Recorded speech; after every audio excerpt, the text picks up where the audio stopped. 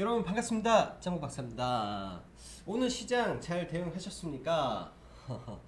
참 지난 주말 영상에서도 언급드렸다시피 일단 국내 증시의 이 금요일날 하락은 일정 부분 나스닥 선물을 선반영했을 가능성이 높다. 그렇기 때문에 국내 증시가 뭐 어느 정도 반등을 할 수 있을 것이다 라고 말씀을 드렸는데요. 일단 그런 부분에서 일정 부분 맞은 부분도 있고 아닌 부분도 있을 거라고 생각을 합니다. 그렇지만 나스닥 선물에 대한 일정 부분 선반영에 대한 부분이 장 초반에 낙폭을 축소했던 부분이 분명히 있었을 것이고 10시 30분을 기점으로 국내 증시가 크게 흔들렸던 부분은 일단은 중국 증시 자체에 노이즈가 좀 많았죠. 거기에 중국도 주말 사이 걔네 국가의 이 경제 지표가 둔화되는 게 확인이 되면서 나오는 차익 매물들이 조금 시장의 노이즈 정도로 영향을 미치지 않았나라고 생각을 합니다.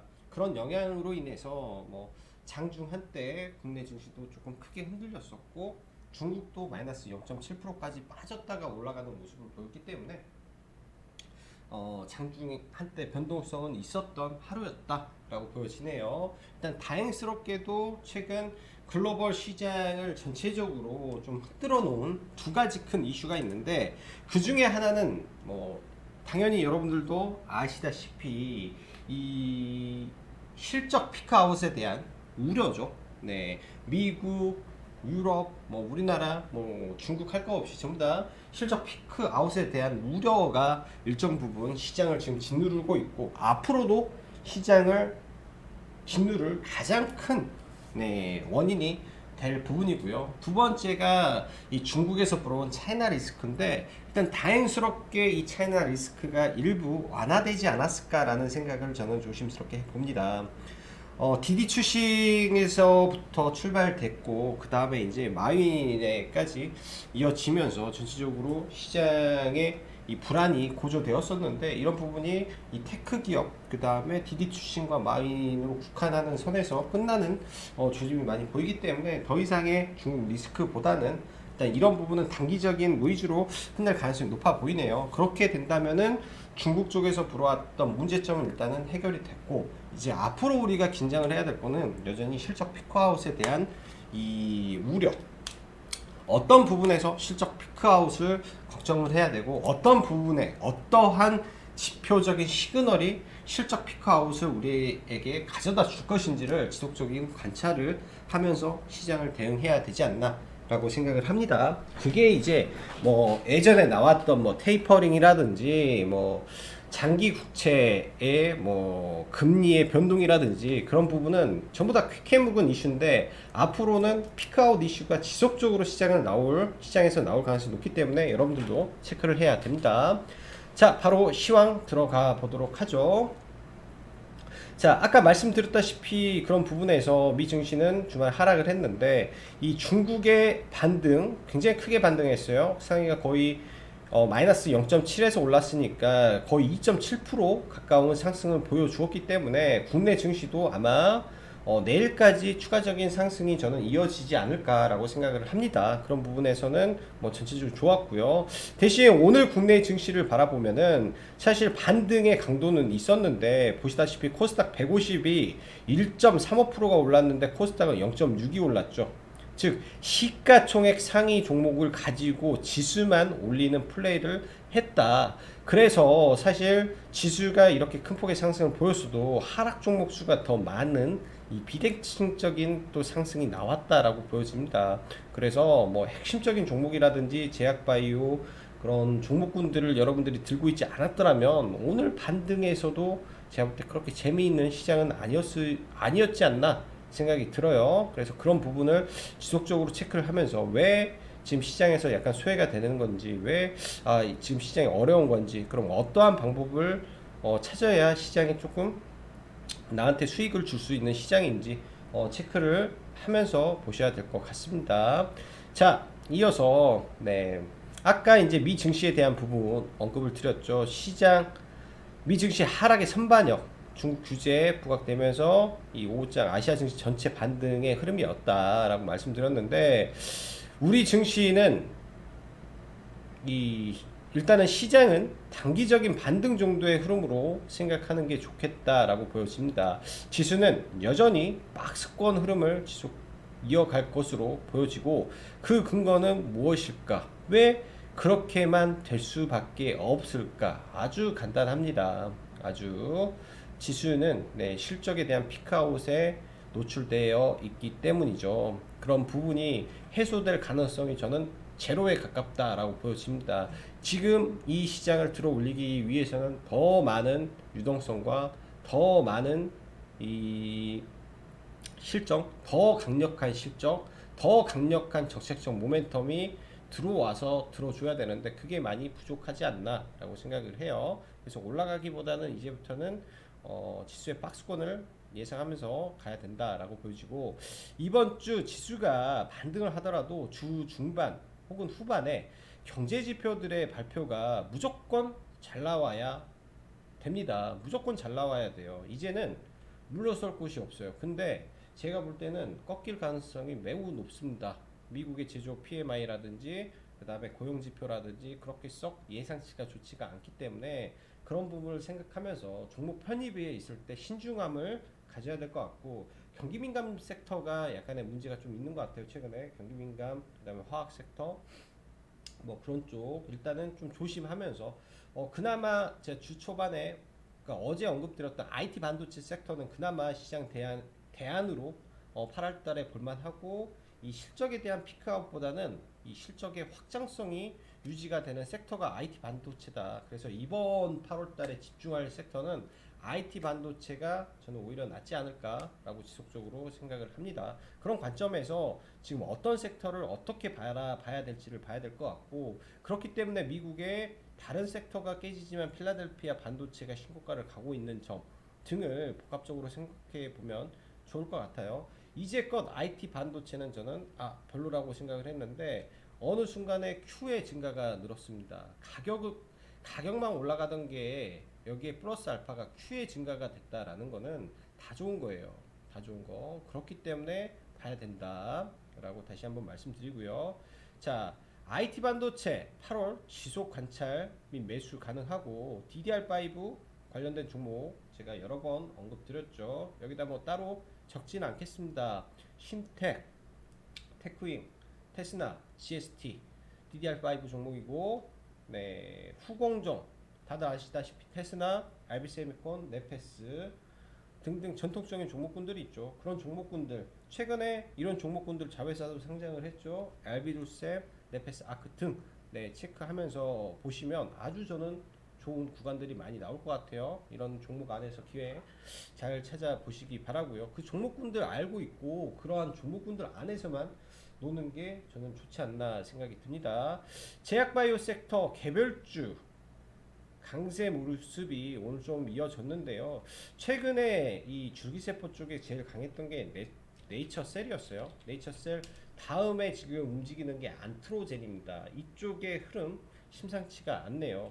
과거 잠깐 잠시 차트를 한번 본다면 유명했던 종목군들이기 때문에 과거 네이처셀이 어땠나요? 엄청나게 올라갔습니다. 이런 부분도 제가 회원님들한테 다 언급을 했고 엄청나게 올라왔죠. 이 당시에 얘만 올라왔냐? 안트로젠도 엄청나게 날라갔습니다. 제약바이오 안에서 이 어마어마한 이 급등을 보여줬던 종목군들이에요. 근데 대부분 다 출발의 위치를 잘 보세요. 장기 평선을 거대 거래량으로 들어 올리는 이러한 시점들. 그럼 얘도 이때 돈이 들어와서 후발주자, 2등 주자가 저는 될 거라고 보고 있습니다. 안트로젠 출발했고요. 자, 그 다음에 출발을 누가 할까요? 인스코비도 과거 줄기세포 초대장주 중에 하나였죠. 인스코비도 지금 출발하려고 출발선에 서 있다. 정확하게는 모르겠으나 저도 이쪽 섹터를 조금 더 자료도 찾아보고 조금 더 연구를 해봐야 될 것 같습니다. 그래서 전통적으로 과거에 강했던 줄기세포들 네이처셀, 안트로젠, 인스코비 그다음에 코아스템 일단은 움직이고 있고요. 그 밖에 이제 후발로 움직이는 종목군들이 뭐 차바이오텍 있죠. 얘는 이 네이처셀과 같이 움직였던 종목군들이기 때문에 이미 선발로 움직였다라고 보여지고, 그 밖에 이제 줄기세포 안에서 일단 강스템 바이오는 유상증자를 했기 때문에 빼버리고, 코아스템, 메디포스트까지는 봐볼 수 있지 않나 정도 생각을 합니다. 그래서 저도 모르는 줄기세포에 대한 호재성 이슈가 있어서 올라가는 건지 그런 부분을 여러분들도 한번 공부를 해 보세요. 제가 이제 여담이지만 이 저한테 참 좋은 이야기를 쪽지로 잘 안 해요, 사람들이. 그러니까 요청들 같은 거 하는 거는 좋은데 유튜브 영상을 다른 사람들처럼 5시 이렇게 올려주시면 안 되냐, 그런 말을 제가 주말에 받았어요. 주말에 그 메일로 갑자기 생각이 나는데 받았는데, 제가 왜 영상이 좀 늦어지고 왜 그럴까요? 정말로 많이 고민을 하고 정말로 많은 자료를 체크를 하고 정말로 제가 매매를 하려고 하는 종목을 찾기 위해서 합니다. 시황을 보는 게 아니라, 시황은 그러니까 시장을 바라보는 시황은 있죠. 최악의 순간을 방어하기 위해서 시황을 바라보는 거고, 그 시황 큰 틀에서 이제 점점 좁혀 들어가는 거죠. 저희가 뭔가 예를 들어서 사냥을 하기 위해서 아니면은 뭔가를 하기 위해서 준비 과정이 이제 시황을 바라보고 뭐 그런 흐름을 체크하다가 일단 0점을 맞춘 다음에 조준 사격을 해야 되겠죠. 그런 과정이 있기 때문에 영상이 굉장히 늦게 업로드가 되는 거라고 저는 생각을 합니다. 그렇게 빨리빨리 만들어지고 그러지는 않는 것 같아요. 그렇게 되면 참 세상 일이 너무 쉽지 않나. 갑자기 여담이 좀 길어졌는데, 그렇게 보면은 정말로 너무 쉬운 거 아닌가 라는 생각이 들어서 그런 말씀을 한번 드려봤고요. 자, 어젯밤 이 야간에 2가지 이슈가 생겼습니다. 속보로 나왔죠. 네, 화이자 모더나의 이 백신 가격의 인상 이슈가 오늘 장전에 나왔었고, 거기에 삼성전자가 삼성바이오로직스를 도와서 모더나 이 백신 위탁 생산을 도움을 후방 지원하겠다라는 2가지 이슈가 나왔습니다. 그래서 오늘 같은 경우는 이런 부분을 이제 시장에 갑작스럽게 나온 이슈잖아요. 특히 화이자나 모더나 백신의 가격을 올린다라는 거는 제 개인적으로 봤을 때 백신 주권에 대한 문제이기 때문에 굉장히 큰 이슈라고 생각을 했고, 삼성전자에서 모더나를 지원한다라는 점도 저는 큰 이슈라고 생각을 했어요. 그래서 오늘 사실은 저희가 매매를 했던 종목은 진원생명과학, mRNA 백신, 그다음 셀리드 추천했었고 서린바이오를 추천을 했었습니다. 그래서 장 초반에 일단 뭐 서린바이오, 삼성바이오로직스 이슈가 있어서 서린바이오를 좀 매매를 오늘은 했었고요. 일단은 구간적으로 굉장히 좋은 구간에서 시초가 눌림 구간이 굉장히 잘 나왔어요. 오전에 눌림 구간이 이 자리에서 잘 줘서 여기서 이제 매도를 한 차례 하고 나머지 물량을 23,750원에 걸어놨는데 이게 밀려가지고 크게 수익은 못 냈습니다. 뭐 반은 한 30-40%, 50% 정도는 좀 위에서 회원님들하고 수익을 냈었고요. 네, 저희가 들어간 자리가 여기인데 나머지는 위에 걸어놨는데 이게 갑자기 급락이 떨어지는 만에 매매를 못했었고, 뭐 나머지 이제 안트로젠, 그 다음에 진원생명과학 정도 매매를 좀 했던 것 같습니다. 오늘은 어찌 됐든 시장에서 아침에는 이쪽 섹터를 봤던지 정치 테마를 봤어야 되는 하루였고요. 특히 오늘 시장에서 가장 히어로 종목은 단연 SK바이오사이언스지 않나라고 생각을 합니다. 오전에 한 차례 이제 보다가 매도 사인이 아닌 강홀딩 의견을 좀 드렸고요. 돌파가 나왔죠. 이제 내일은 제 생각인데 슈팅 구간에 접어들었다라고 생각을 합니다. 사실은 시장에서 바라보는 SK바이오사이언스 지금을 모르겠습니다. 삼성 바이오 로직스와 비교를 해버릴 수 있을까라는 생각을 조심스럽게 하게 되네요. 그렇게 된다면 굉장히 강하게 올라갈 수도 있어요. 그렇게 생각을 하게 된다면. 왜? SK바이오사이언스도 이 자리에서 출발해서 이렇게 올라갔단 말이에요. 그렇게 되면 예를 들면 10만원이라고 쳤을 때 5배, 그러면 최초 10조의 기업이 10조가 아니었기 때문에, 그러니까 지금 보면은 10만원짜리가 90만원이라고 쳐면은, 그러니까 90배가 9배가 오른 거죠. 9배가 올랐기 때문에 SK바이오사이언스도 제가 봤을 때는 그럴 가능성이 있을 것 같다라고 생각을 합니다. 저희는 정확히 75%를 오늘까지 매도를 했어요. 나머지 25%를 저는 조금 더 길게 가져가 보는 게 어떨까라는 생각을 합니다. 뭐 리딩을 떠나서 굉장히 지금도 싸 보이지 않나라고 생각을 하고, 추격 매수보다는 여기에서 밀리면 이제는 아래에서는 충분히 잡아볼 것 같아요. 오늘 이 키움증권이라든지 등등에서 나온 리포트를 정리를 해보면, 예를 들면 얘가 최고 베스트한 시나리오가 어떤 거냐, 하반기에 노바백스의 이 긴급 사용 승인을 받아서 노바백스 백신을 생산만 하게 된다면 백신 CMO 산업의 성장률이 80배가 커집니다. 그러니까 성장률로 따져버리면 80배가 커지는데, 이 80배가 어떻게 커지냐, 실적으로 커진다라는 거죠. 그럼 지금 15조라는 거에 굉장히 높은 펄을 시장에서는 줄 거예요. 펄을. 근데 이게 15조에서 이 퍼가 37배면 퍼가 오히려 안 커 보입니다. 2차 전지보다 훨씬 싸 보이는 퍼로 볼 수가 있을 것 같아요. 그래서 우리가 이제 주가를 판단하는 기준에서, 물론 많이 올라서 비싸 보이겠지만 다른 관점에서 보면 여전히 쌀 수도 있겠네 라는 생각을 저는 조심스럽게 해요. 물론 많이 올랐기 때문에 추격 매수보다는 지금은 가지고 있는 물량 잘 지켰다가 눌렸을 때 하단에서 좋은 자리에서 저는 다시 좀 잡았으면 좋겠습니다. 그만큼 네, 좋은 종목이었고 좋은 자리에서 매수가 들어갔던 걸로 생각이 들어요. 최근에 보면 카카오게임즈 이런 박스권 구간을 뚫고 굉장히 강하게 올라갔죠. 그 신고가를 치고 더 갑니다. 뭐 설사 SK바이오스가 이렇게 떨어지더라도 끌고 가야 이게 나중에 큰 돈이 되고요. 자, 남은 종목이 뭐가 있을까요? 제가 봤을 때 그러니까 대기업 계열에서 올라오는 종목군들이 사실 저는 좀 좋다라고 생각을 하고, 솔로엠이라는 종목이 있어요.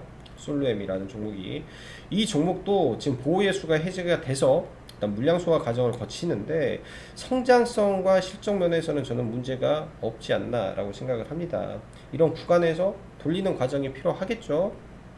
그래서 이 다음에 갈 만한 이 신규 상장을 한 대기업 계열의 이 시가총액이 되는 종목군들을 본다면 솔루엠이 좀 좋아 보이지 않나 라고 생각이 들어요. 그래서 솔루엠 좀 잘 지켜보면 좋겠습니다. 솔루엠을 잘 지켜보면 좋을 것 같고요. SK바이오사이언스 네, 좀 더 위까지 좀 체크를 해보고, 관련된 종목군들 국내에서 백신 관련된 종목은 일단은 SK바이오사이언스가 가장 앞서고 있기 때문에 봐야 되고, 최근에 이제 mRNA로 뭐 서린이랑 뭐 이연 제약이라든지 등등 종목군들이 물론 있는데 다소 그간의 물량이 너무 많이 쌓였습니다. 그래서 군데군데 반등은 하겠지만 한 차례 물량 소화 과정이 필요할 것 같고요. 제가 봤을 때 퀀타 매트리스라는 종목 이제 움직임을 좀 보이고 있다. 대주주의 이슈로 일단은 올라온 거기 때문에 이게 이제 음봉을 두세 차례만 준다면 한번 봐볼 수 있지 않나라고 생각이 들어요. 그래서 이런 종목군들 mRNA 계열에서 새로 올라오는 종목의 흐름을 좀 체크해 볼 필요가 있다라고 보여집니다. 과거 mRNA 이연제약이라든지 지금은 좀 가기 어려워요. 이게 어떤 말로 해석이 되냐면, 스푸트니크 지금 EID가 시장을 지배하는 그런 시장은 아니죠. 왜? 트렌드가 바뀌었으니까. 과거 트렌드의 종목이니까 그렇게 종목을 좀 보면 좋지 않나 생각이 듭니다. 자, 다음으로 제약바이오 설명했고 2차전지 섹터인데요. 일단 2차전지는 조금 눌려야 될 것 같고 지금 시장에 워낙 올라간 종목이 많아서 좀 눌림을 기다리는 게 좋겠다라는 생각을 많이 하고 있어요.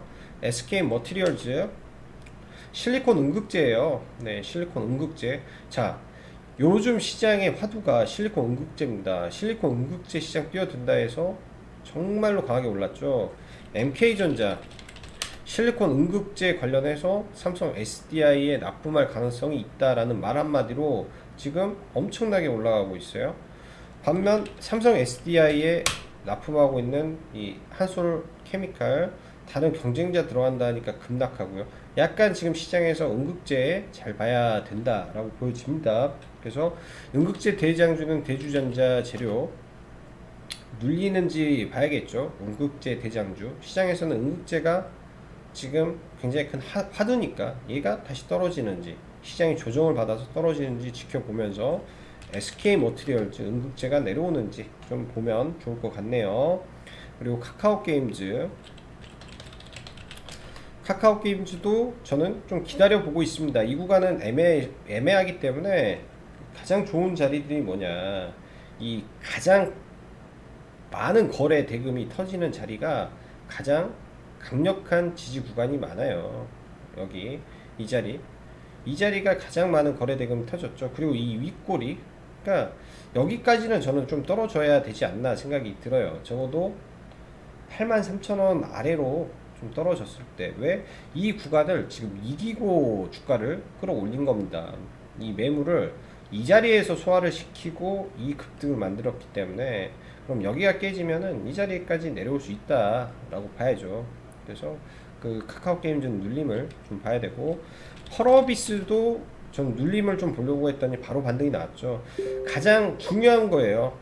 이게 지지와 저항에서 최대 거래 대금이 터진, 그리고 이 주가를 이렇게 올릴 수 있던 매집봉의 탄생 자리가 곧 굉장히 강력한 반등의 자리였기 때문에 강하게 올라갈 수 있었다라고 보여지고요. 자, 그 밖에 경협주가 오늘 김여정 쇼크로 크게 빠졌습니다. 일신석재도, 뭐 조비도, 경농도, 아난티도, 데아티아이도, 현대 로템도 다 빠졌죠. 저는 당연히 빠질 수밖에 없다라고 생각을 했기 때문에 밀릴 때 잘 잡으면 좋고, 제가 볼 때는 3분봉 떨어지면 좋겠어요. 내일도 반등했다가 그냥 밀었으면 좋겠고 또 밀었으면 좋겠습니다.